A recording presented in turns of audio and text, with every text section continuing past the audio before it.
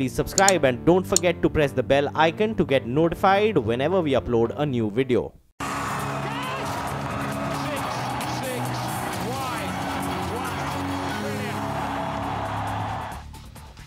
स्वागत है आपका स्टॉक 2020 में। और आज काफ़ी इंपॉर्टेंट दिन है क्योंकि आज एक्सपायरी है और दुनिया भर के संकेत जो आपको देखने को मिल रहे हैं उसमें आधे आधे हैं। आपको जो देखना है वो देखिए आप। अमेरिकी बाजार बेहतर थे वहाँ पे, लेकिन क्रूड थोड़ा सा बढ़ गया है, करेंसी थोड़ी सी वीक है इंडिया की। तो नज़रिया इसलिए रखना ज़रूरी है क्योंकि कल दोपहर के बाद से जो बाज़ार में गिरावट हुई थी वो इन बातों को कहीं ना कहीं डिस्काउंट कर रही है कि अर्जेंटीना और टर्की में समस्या है करेंसी को लेकर के। उसका इम्पैक्ट भी हमने कल दोपहर में देख लिया था। तो उसको कितना हद तक हमने डिस्काउंट किया है, आज एक्सपायरी है तो कितनी शॉर्ट कवरिंग होगी। और अमेरिका के बाज़ार बेहतर दिख रहे हैं क्योंकि तनाव जो था ट्रेड को लेकर के वो थोड़ा थोड़ा कम होता हुआ दिख रहा है। तो इन पूरी जो क्यूज़ हैं अच्छे और बुरे अब देखने का नज़रिया है। पूछते हैं हेमंत से। हेमंत, नज़रिया किधर की साइड में? देखिए, बात तेजी का नज़रिया है। हमें लगता है कि अभी भी खरीदारी करनी चाहिए नीरज। और ग्लोबल मार्केट्स में अर्जेंटीना टर्की की वजह से अगर कोई भी गिरावट आती है तो वो आपने तो देखा ही है, हमेशा खरीदारी का वो मौका होता है, वो बाद में पता चलता है। और हमें लगता है कि आज भी तेजी करके पैसा बनेगा। बहुत सारे PSUs हैं जो आज फोकस में रहने वाले हैं। PSU बैंकों में ज़बरदस्त तेजी देखने को मिलने वाली है। छोटे मझौले PSUs के ऊपर आज फोकस है। ITI जैसी स्टॉक्स के ऊपर फोकस है। ये बताइए, आपने बल्लेबाजी के ऊपर फोकस किया है या गेंदबाजी को भी तवज्जो दी? नहीं, एक आध गेंदबाज होंगे, वो तो मतलब खबर के आधार पे हो सकता है। लेकिन बल्लेबाजी का मूड, जो मार्केट सेंटीमेंट है वो बल्लेबाजी वाला रखा है हमने, क्योंकि जो बड़ी पिक्चर है वो तेजी वाली है। कुछ ऐसी खबरें जहाँ पे पूरा सेक्टर चलता हुआ आपको नजर आएगा, तो उस वजह से खरीदारी पे ज़्यादा आप हिंट दे रहे हैं। शुरुआत आज आप ही करिए। चलिए मैं शुरुआत कर देता हूँ। अब हेमंत ने कहा तो शुरुआत करना पड़ेगा। बैंक शेयरों पे नज़र रखिए। सरकारी छोटे बैंक, उसमें खरीदारी का अच्छा माहौल है। तो 3-4 बैंक मैंने रखा, मैं एक साथ बताऊंगा, फिर कहानी बताऊंगा आपको। यूको बैंक, स्क्रीन पे आप रोल ओवर करते रहेगी। UCO bank, Allahabad bank, United bank और इंडियन ओवरसीज बैंक, ये 4 बैंक हमने लिए हैं। ये वो छोटे वाले बैंक हैं जो बहुत दिक्कतों में हैं और जो प्रॉम्प्ट करेक्टिव एक्शन के अंतर्गत रखे जाते हैं। अब खबर ये निकल के आ रही है कि सरकार ने रिजर्व बैंक ऑफ इंडिया से ये कहा है कि आप कंसोलिडेशन यानी मर्जर के लिए वो लिस्ट तैयार करिए और हमें बताइए कि कितने समय के अंदर इनको किया जा सकता है। ऐसी खबरें बहुत बार पहले आई हैं इधर उधर की अटकलों से कि कौन किस में मर्ज होगा, मैं उस पर नहीं जाना चाहता। लेकिन कौन मर्ज होगा ये एकदम साफ है कि जो बहुत छोटे वाले बैंक हैं उन सबको बड़े बैंकों के साथ विलय किया जाएगा। और इसकी RBI लिस्ट तैयार कर रहा है और ये लिस्ट शेयर की जाएगी फाइनेंस मिनिस्ट्री के साथ, और एक विद इन टाइम फ्रेम के अंदर ये किया जाएगा। अब ये खबर एक तरीके से ऑफिशियल मानी जा रही। और ये ध्यान में रख के चलिए कि सरकार चुनाव में जाने वाली है कुछ समय बाद, तो ये सारे कार्यक्रम बहुत एक्सपीडाइट किए जाएंगे, जल्दी किए जाएंगे। तो इसलिए आपको याद होगा कुछ समय पहले भी इसी शो में आपको बताया गया था कि छोटे बैंकों पे नज़र रखिए, यहाँ पे बड़ी तेज़ी बन सकती है। तो इसीलिए यूनाइटेड बैंक ऑफ इंडिया में 12.5 रुपये के लक्ष्य के साथ आप खरीदारी करके चलें। यूको बैंक में 21 रुपये का लक्ष्य लेके चलें। इलाहाबाद बैंक में 43 रुपये का लक्ष्य लेके चलें और इंडियन ओवरसीज बैंक में 16 रुपये का लक्ष्य होना चाहिए। तो देखिए, नीरज ने आपको पूरी कहानी समझा दी। और अब आप थोड़ा सा रिवाइंड करिए इसी शो को और याद करिए 9 अगस्त को सुबह सुबह हमने आपसे क्या कहा था। हमने आपसे कहा था वड़ा पाव भी आप खा सकते हैं और ये शेयर भी आप खरीद सकते हैं, 15-15 रुपये वाले, 10-10, 20-20 रुपये वाले स्टॉक्स। हम कहते हैं वड़ा पाव प्राइस्ड स्टॉक्स हैं, इनमें तेज़ी देखने को मिलने वाली है। बड़ी अच्छी खबरें आगे आके इनमें देखने को मिलेगी। और एक अच्छी खबर जिसका जिक्र अभी कोई नहीं कर रहा है और हम आपको सबसे पहले बता रहे हैं वो ये कि आगे चलकर देखिए ज़िंदगी भर ये कंपनी PCA में तो रहने वाली नहीं है। PCA का मतलब होता है प्रॉम्प्ट करेक्टिव एक्शन, यानी ये बैंक जो हैं वो कोई कर्ज नहीं दे सकते। इन बैंकों को कहा गया है RBI से कि सिर्फ और सिर्फ वसूली के ऊपर फोकस करना है। तो देखिए, ज़िंदगी भर तो ये बैंक प्रॉम्प्ट करेक्टिव एक्शन में रहने वाले नहीं हैं और कभी ना कभी तो ये भी निकलेंगे। और याद करिए, ये तब का दिन था जिस दिन ASM से कई शेयरों को बाहर निकाला गया था और कईयों में अपर सर्किट लगे थे। तो हमें लगता है कि ये छोटे मझौले बैंक्स आपको खरीद कर अपने पोर्टफोलियो में रखने चाहिए। ये अगर आपके पोर्टफोलियो में A to Z है, आलोक इंडस्ट्रीज़ है, यूनिटेक है, सुजलॉन है, तो देखिए उसमें होप नहीं है। लेकिन अगर आपके पोर्टफोलियो में विजया बैंक है, जो मैं आपको बता रहा हूँ, जो मेरा पहला खिलाड़ी है, देना बैंक है, बैंक ऑफ इंडिया है, आंध्रा बैंक है, कॉर्पोरेशन बैंक है, तो होप ज़्यादा है। और देखिए, ये सब सरकारी बैंक है, यहाँ पर प्रेसिडेंट ऑफ इंडिया खुद हिस्सेदारी ओन करते हैं, यानी गवर्नमेंट ऑफ इंडिया इसमें शेयर ओन करती है। और यहाँ पर रिवाइवल के संकेत ज़्यादा हैं। और जैसा नीरज बता रहे थे, इलेक्शन ईयर है और इस साल इस इवेंट को इस्तेमाल सरकार हो सकता है इन बैंकों को रिवाइव करके, कैपिटलाइज करके लोगों को, किसानों को पैसा मुहैया कराने में करे। तो फिर ये तमाम फैक्टर्स हैं जो इन स्टॉक्स को और यहाँ से ऊपर लेकर जाएंगे। अब आप कह सकते हैं इस भाव में यहाँ से खराब क्या है, रिस्क रिवॉर्ड रेशियो जिसको हम पॉलिश लैंग्वेज में बोलते हैं, तो इसका मतलब ये है कि यहाँ से अब रिस्क कम है, रिवॉर्ड दे सकते हैं ये शेयर आपको अगर आप अपने पोर्टफोलियो में इसको रखें। वर्स्ट जो है, जो खराब समय था, लगता है इनके पीछे छूट चुका है। तो इसीलिए मैंने भी आज सरकारी बैंकों के ऊपर फोकस किया है। और अगस्त तक के सीजन में देखिए बैंकों ने पैसा बना कर दिया। नीरज, दो बैंकों की बात हम पूरी सीरीज में करते आए, एक तो एक्सिस बैंक और एक आईसीआईसीआई बैंक का। एक्सिस बैंक ने 19-20% के रिटर्न्स इस सीरीज में कमा कर दिए हैं और आईसीआईसीआई बैंक ने भी इसी तरह के रिटर्न्स कमा कर दिए हैं। तो फिर अब जो बारी है वो उसके बाद इन छोटे छोटे बैंकों की होगी। ये एक एक दिन में 20-20% बढ़ सकते हैं, वैसे भाई देखिए, दो दिन में बढ़ सकते हैं। मान लीजिए आपने 14 रुपए के शेयर खरीदा इंडियन ओवरसीज बैंक, तो अगर आप 100% लूज करेंगे तो 14 रुपए जाएंगे और गेन करेंगे तो आपके बहुत हो सकते हैं। तो मैं ये नहीं कह रहा हूँ कि आप सब पैसा इसी में लगा दें, लेकिन इनको जरूर तवज्जो दें। एक आइडिया दे रहा हूँ मैं आपको कि इसमें रिस्क बहुत कम है, गेन्स ज़्यादा हैं और इस तरह की खबरें चूंकि सरकारी तरफ से निकल के आ रही हैं तो बड़ी पॉजिटिव है। तो बिल्कुल जैसा कि हेमंत कह रहे हैं कि यहाँ पे छोटे मझोले बैंकों में और सरकारी बैंकों में नजर रखनी चाहिए। टीम को और आगे बढ़ाते हैं। लॉरस लैब, इसको ध्यान में रखिए, एक फार्मा कंपनी है। इनको कल एक यूएसएफडीए का अप्रूवल मिला है। डायबिटीज़ की एक दवा है जिसके अलग अलग वेरिएंट्स 500 से लेकर 1000 mg के टैबलेट्स को कमर्शियली बेचने की मंजूरी मिल गई है। ये इनके विशाखापट्टनम प्लांट में बनाए जाएंगे। तो ये अच्छी खबर है कि इनके लिए पॉजिटिव है, तो तेज़ी हो सकती है। 15-20 रुपये ऊपर का टारगेट होना चाहिए मैक्सिमम। 455 के लक्ष्य के साथ खरीदारी करें, 432 का स्टॉप लॉस रखें। ऑलराइट, तो विजया बैंक, देना bank, bank of India, Andhra bank, ये तो मैंने आपको बता दिया। इसके बाद है कॉर्पोरेशन बैंक की बारी। ये स्टॉक भी दमदार प्रदर्शन दिखा सकता है। और देखिए पीएसयू बैंकों में जिस तरह से आप देखिए सरकार इनको रिवाइव करने के लिए एक मत है। जिस तरह से आरबीआई ने सरकार को जो पैसे दिए डिविडेंड के तौर पर, उसमें 5000 करोड़ रुपए बाजार के अनुमान से ज़्यादा दिए, उसका इस्तेमाल भी बैंकों को रिकैपिटलाइजेशन में किया जा सकता है। अरुण जेटली जी ने शुरुआत में ही कहा था कि वो बैंकों को अब और दुरुस्त बनाएंगे। और देखिए इन मर्जर से जो काम ये होगा कि एक दूसरे से कम्पीट कर रहे थे, एक ब्रांच के बगल में दूसरी ब्रांचें थीं और ये एक दूसरे से लड़ रहे थे। प्रमोटर कौन है? सरकार। तो ऐसी लड़ाई का कोई फ़ायदा नहीं है। ये सब एक होंगे, बैलेंस शीट एक साथ होगी, मजबूत बैंक बनेंगे, ज़्यादा बड़ा लोन देने के काबिल होंगे, घपले जल्दी से पता चलेंगे। और ये तमाम चीज़ें हैं जो सरकार करने जा रही है और ये बहुत बड़ा देश में रिफॉर्म माना जाएगा जब ये होगा। और इसीलिए अब ये सही समय इनको खरीदने के लिए, जब ये रिफॉर्म हो जाएगा तब आप इनके भाव अलग देखेंगे। इस समय मुश्किल में है क्योंकि लोन नहीं दे पा रहे हैं, क्योंकि वसूली इतनी हो नहीं पा रही है, बड़े बड़े एनपीएस हैं। तो ये वो समय है जब आपको इनको खरीद कर रखना चाहिए और अच्छी रैली देखने को मिलेगी। जैसे ही आरबीआई की वो रिपोर्ट आती है सामने कि किस बैंक का किस में मर्जर होगा, तो फिर एक बढ़िया तेजी यहाँ पर देखने को मिल सकती है। आइए अब जानते हैं आज का मिस्टर डिपेंडेबल स्टॉक कौन सा है।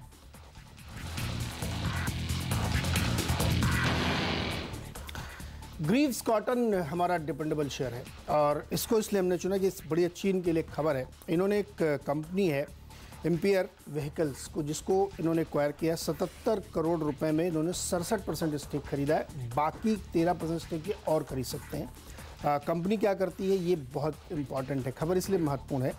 कंपनी बैटरी से चलने वाले इलेक्ट्रिक व्हीकल के मैन्युफैक्चरिंग, डिज़ाइन, हर चीज़ में है ये।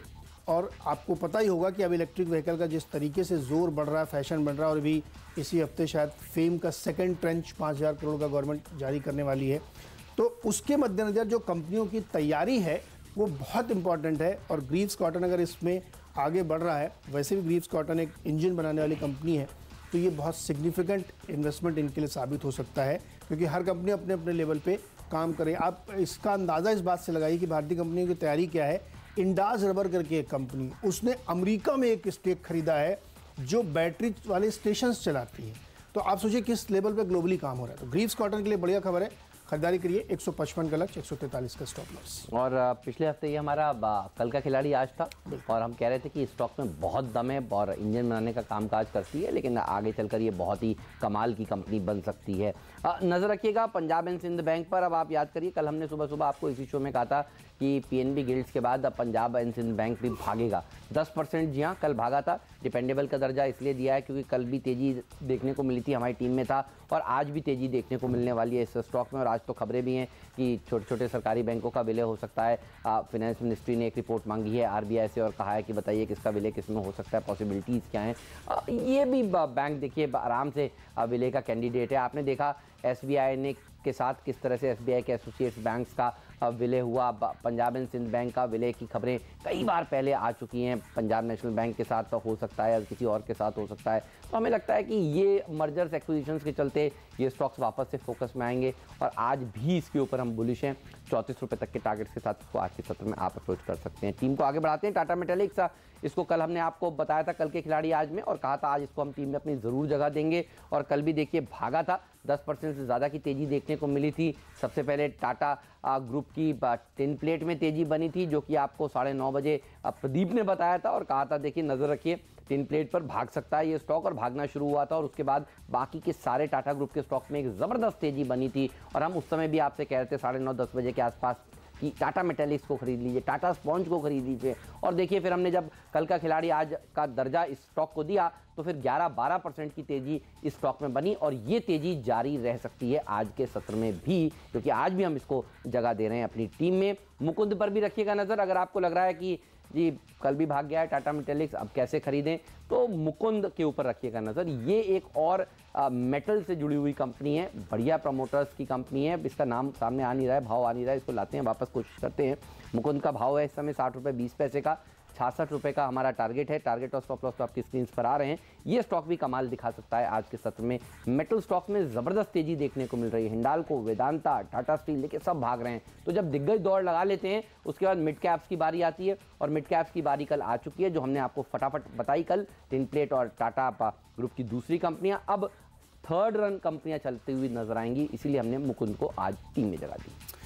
ठीक है, अगले स्टॉक्स मेरी टीम के हैं ओरियन प्रो सॉल्यूशंस, और इसमें सर्किट फिल्टर चेंज हुआ है, 5 से 20 किया गया है। तो ऐसी खबरें जब आती हैं तो यहाँ पे एक ट्रेडिंग बाउंस मिलता है। 200 के लक्ष्य के साथ खरीदारी करें। और टाटा केमिकल लेकिन एक स्टॉक है जहाँ पे सेल की कॉल है। उसकी वजह ये है कि ICICI प्रू लाइफ ने इसमें 2% से ज़्यादा हिस्सेदारी ओपन मार्केट में मंगलवार को बेची है, और अब इनका हिस्सा घट के 2.97% बचा, जो 5% से ऊपर था। तो जब बड़े इन्वेस्टर्स स्टॉक से निकलने लगते हैं थक के तो प्रेशर बन जाता है। फिर मतलब चूंकि अब अगर मैं 10 लाख शेयर बेच रहा हूँ और 2-4 हज़ार शेयर अगर कोई खरीदता है तो उससे बहुत मूवमेंट आता नहीं। तो इसलिए जब बड़े निवेशक निकलने, इसलिए मैं आपको जब म्यूचुअल फंड खरीदते हैं तो आपको खरीदने की सलाह देते हैं, क्योंकि उसके साथ मार्केट में मूव करता है स्टॉक। तो यहाँ पे आज सेल कॉल है, 745 का लक्ष्य लेते हुए यहाँ पे शॉर्ट करके चलना चाहिए। छोटा सा ब्रेक लेंगे, यहाँ से फटाफट लौट के आएंगे तो आपको पिंच हिटर, फ्री हिट और कैप्टन चॉइस बताएंगे। स्वागत है फिर से आपका स्टॉक 2020 में। और आप वायदा जो हमने आपसे किया था कि पिंच हिटर और फ्री हिट बताऊंगा, तो मेरा फ्री हिट पहला स्टॉक है HOEC। पहला क्या मतलब, एक ही फ्री हिट होता है। HOEC ऑयल एक्सप्लोरेशन की कंपनी है। कच्चे तेल में ज़बरदस्त उछाल है, $76 के ऊपर ट्रेड कर रहा है, तो इनको बड़ा फ़ायदा होने वाला है। इसलिए क्रूड से जुड़ी हुई कंपनी में खरीदी। देखिए ONGC को हमने नहीं, HOEC को इसलिए लिया क्योंकि ये ज़्यादा इस समय चल रहा है स्टॉक। तो आप सारे मेरे कल के खिलाड़ी आज क्यों ले रहे हैं अपनी टीम में? ग्रीव्स कॉटन लिया आपने, अब आपने HOEC लिया, इसके पीछे क्या लॉजिक है? कल का खिलाड़ी जब एक बार चल जाता है ना तो लोगों के दिमाग में आता है, फिर उनको दोबारा से बताना पड़ता है। तो इसलिए, और खबर अगर आ गई, देखिए मेरा सिद्धांत, अगर खबर आई तो स्टॉक जाएगा। सही। तो HOEC, सेलान एक्सप्लोरेशन भी पिंच हिटर पे लिया है, इस पर भी नजर रखिए। ये भी बड़े एक्सप्लोरर है, इनको भी बहुत फायदा हो रहा है। यहाँ पे नजर रखिए, 252 का लक्ष्य होगा। अब आप बताइए। कल का खिलाड़ी हमने बहुत कर दिया। जो लोग नए हैं इसको समझ नहीं पा रहे हैं हमारी इस लैंग्वेज को, तो देखिए 2 बजे से 3 बजे के बीच में CNBC आवाज़ पर आखिरी सौदा में जरूर जुड़ा करिए। हमें एक ऐसा स्टॉक वहाँ पर बताते हैं जिसको हम अगले दिन अपनी टीम में शामिल करते हैं, और वो होता है कल का खिलाड़ी आज। तो ये है देखिए कल का खिलाड़ी आज।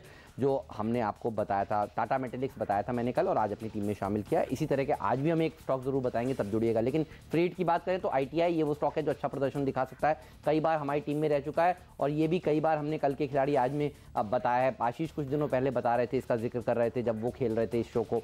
लेकिन आप देखिए पिछले कुछ दिनों में क्या हुआ है, पिछले कुछ दिनों में बड़े बड़े ऑर्डर्स इनके हाथ लगे हैं। ITI को महाराष्ट्र में भारत नेट फेज 2 का करीब 2650 करोड़ रुपए का ऑर्डर मिला और कुछ दिनों पहले आपको याद होगा सितंबर में 7000 करोड़ रुपए का एक डिफेंस का ऑर्डर भी इनके हाथ मिला था। तो अगर इन्हीं दो ऑर्डर को मैं जोड़ दूं 7 और 2 9600 करोड़ रुपए के आसपास के ऑर्डर तो यही दो मिलते हैं। आप सोचिए और कितने छोटे छोटे ऑर्डर्स इनके पास होंगे। कहने का मतलब ये है कि ऑर्डर बुक पोजीशन हम बाकी कंपनियों की तो देख रहे हैं, L&T की देख रहे हैं, बाकी कंपनियों की भेल की देख रहे हैं, लेकिन हमें इन सरकारी कंपनियों की भी ऑर्डर बुक पोजीशंस देखनी चाहिए क्योंकि सरकार यहाँ पर खुद ऑर्डर दे रही है। और देखिए जब सरकार को ही पैसा देना है, सरकार के लिए इनको काम करना है तो इनको पैसा मिलना ज़्यादा आसान होगा। और हमें ये लगता है कि ये शेयर अभी भी अंडर वैल्यूड है। 20 रुपये से लगातार हम इसको सुझाते आए हैं और इस शेयर ने 160 के भाव भी दिखाए और उसके बाद करेक्शन भी, और करेक्शन के बाद वापस से आज सेंचुरी मारेगा। 5000 करोड़ रुपए का मार्केट कैप है और 208 करोड़ रुपए का फ्री फ्लोट है क्योंकि ज़्यादातर हिस्सेदारी सरकार के पास है। तो ऐसे शेयर जहां पर सरकार की हिस्सेदारी ज़्यादा हो, फ्री फ्लोट कम हो, थोड़ी सी बाइंग में तेजी बनती है। और आज कुछ बड़ी खबरें आने का अनुमान हम कर रहे हैं और अगर वो आएंगी तो फिर ये 20% के सर्किट का कैंडिडेट भी है। ध्यान रखिएगा, ITI पर नजर रखिएगा। डॉल्फिन ऑफशोर में भी तेजी देखने को मिलेगी। $77 के आसपास कच्चा तेल का मतलब ये है कि ऑफशोर कंपनियों के ऊपर आज आपकी नजर होनी चाहिए। अभी नीरज ने बताया HOEC और HOEC के साथ साथ बाकी ऑफशोर कंपनियां भी अच्छा प्रदर्शन आज के सत्र में दिखाने वाली। मेरी पूरी टीम पर नजर डालिए। नीरज एक शेयर कौन सा लेना चाहेंगे बताइए। अब इतनी बात आपने बता दी तो ITI लेंगे। रायबरेली कंपनी है आपके, देखिए मेरे शहर की कंपनी है तो उसके प्रति एक नेचुरल लगाव आपका होता ही है। रायबरेली में इसकी बहुत बड़ी सी यूनिट है। अब वहाँ पे निफ्ट का एक सेंटर भी चलता है, उनकी जो कॉलोनी छूट गई है वहाँ पे। लेकिन बहुत ही इंटरेस्टिंग ये है कि इस सरकार में एकमात्र कंपनी जो टर्न अराउंड हुई है वो ITI है। जहाँ पहले लोग VRS ले रहे थे या ज़बरदस्ती उनको निकाला जाता, अब वहाँ पे 2 शिफ्ट में काम हो रहा है। तो ITI बहुत ही इंटरेस्टिंग कंपनी है। और तो आपने चैनल चेक किया हुआ है? चैनल चेक मैंने ये भी किया है कि ये आर्टिफिशियल इंटेलिजेंस और स्टार्टअप की फंडिंग में भी है और बेंगलोर में इनका हेड ऑफिस है, वहाँ पे बहुत ज़बरदस्त काम ये कर रहे हैं। तो ITI को नज़र रखिए, यही मेरा आज का कैप्टन चॉइस है।